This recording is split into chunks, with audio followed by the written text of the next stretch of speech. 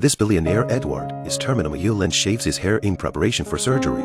Edward complains how no one comes to see him. The surgery has a 5% success rate, but he perseveres.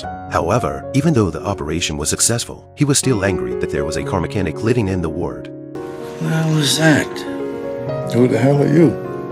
Carter has little money but has read a lot, and his wife is very loving to him. This makes Edward envious and jealous and says he wants to go for a single room. However, he forgets that he runs the hospital and makes the rules himself. 2 beds to a room, no exceptions. Edward is so upset that he asks his assistant to bring a lavish meal that night, not realizing what will happen next. Yum.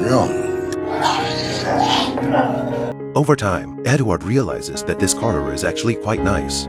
He reads books every day and is quiet, unlike himself, who makes a lot of noise every day. It's just a side effect of the chemotherapy.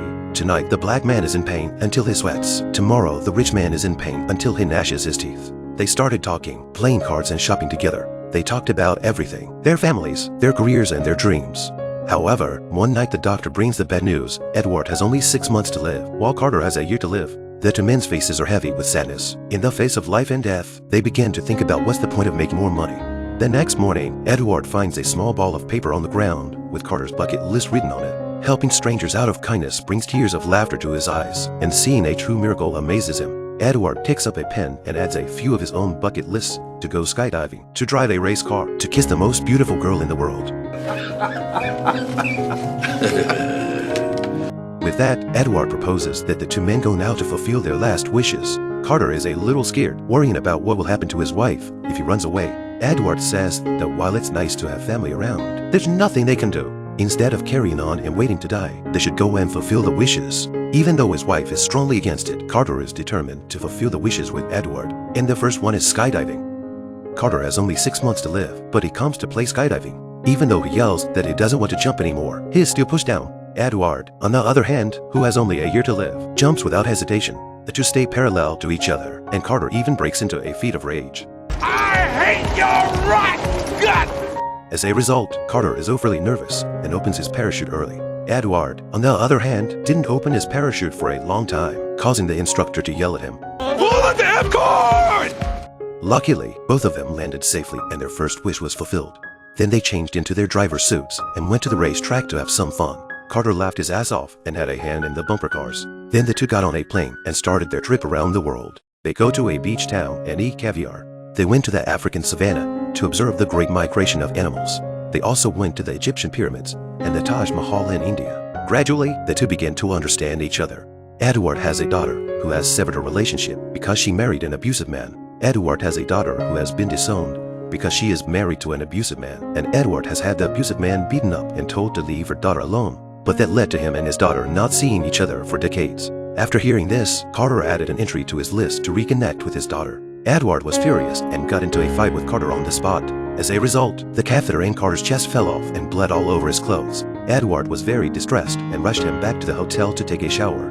At this time, Carter's wife called and pleaded with Edward to return her husband to her. She didn't want her husband to die without her, so Edward advised Carter to go home, but the other side said that his feeling for his wife had not been as passionate as in the beginning. Even though he still loves his wife, he feels that everything has changed. Edward is unable to persuade Carter, so he sets off for the Himalayas again.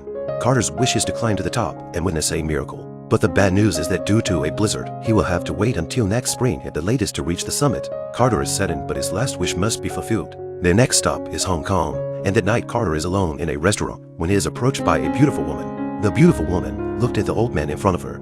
I have a room upstairs. Carter freezes and is flattered, but it is the beautiful woman's words that remind him of his wife. She's a very lucky woman. Well, I rather think I'm the lucky one. When the beautiful woman got up and left, Carter ran to Edward and said, "Let's go home. That guy you just found reminds me of family." So that to return to the country, but it's Edward's daughter's house where they get off.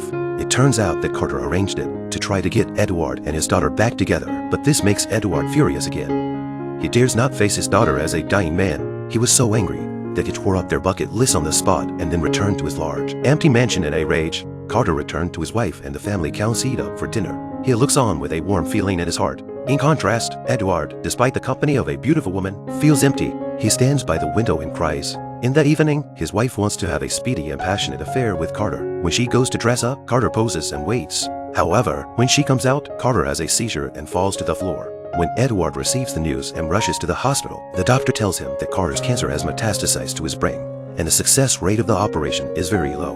When Edward meets Carter, he has already shaved his head in preparation for the operation, but Carter hands him a note that says Edward's favorite coffee is actually processed from feral cat feces. Upon hearing this, Carter laughs uncontrollably, and Edward follows suit.